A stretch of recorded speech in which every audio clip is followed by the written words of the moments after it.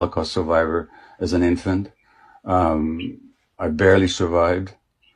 My grandparents were killed in Auschwitz, and most of my extended family was killed. I became a Zionist. This dream of the Jewish people resurrected in their historical homeland, and the barbed wire of Auschwitz being replaced by the boundaries of a Jewish state with a powerful army.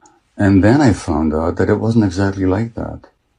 That in order to make this Jewish dream a reality, we had to visit a nightmare on the local population. And there's no way you could have ever created a Jewish state without oppressing and expelling the local population. Jewish Israeli historians have shown without a doubt that the expulsion of the Palestinians was persistent, it was pervasive, it was cruel, it was murderous, and with deliberate attempt.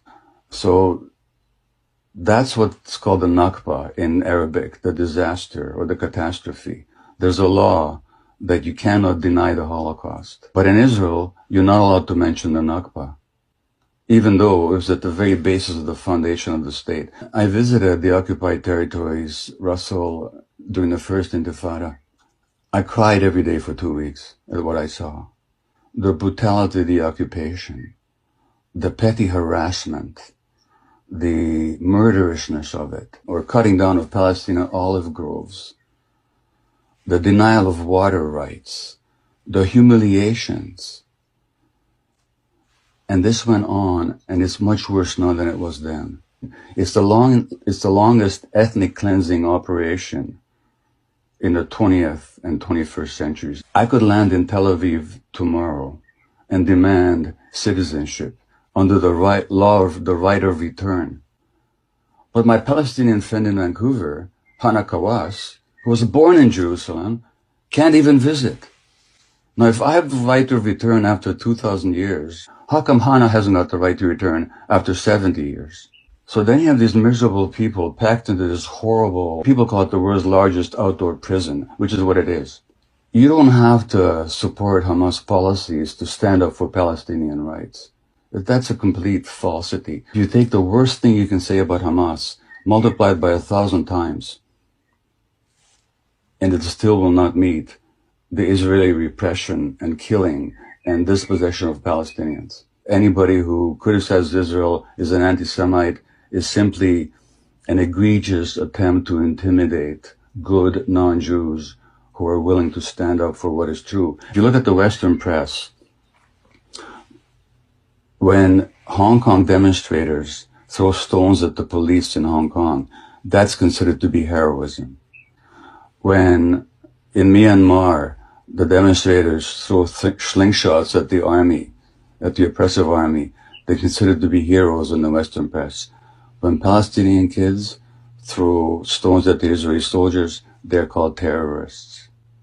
And Israel gets away with a lot more without much less criticism in the Western press than any other country. He runs a program for Palestinian children who spend time in Israeli jails. 14, 15, 16-year-olds are jailed for months or years. Sometimes they can't see their families for months. She says, we don't have post-traumatic stress disorder here because the trauma is never post. The trauma is daily, she said. If he's got any ounce of humanity left, he would cry like I did for 2 weeks when I was there. Anybody can go on YouTube and listen to Ilan Pappé, an Israeli historian.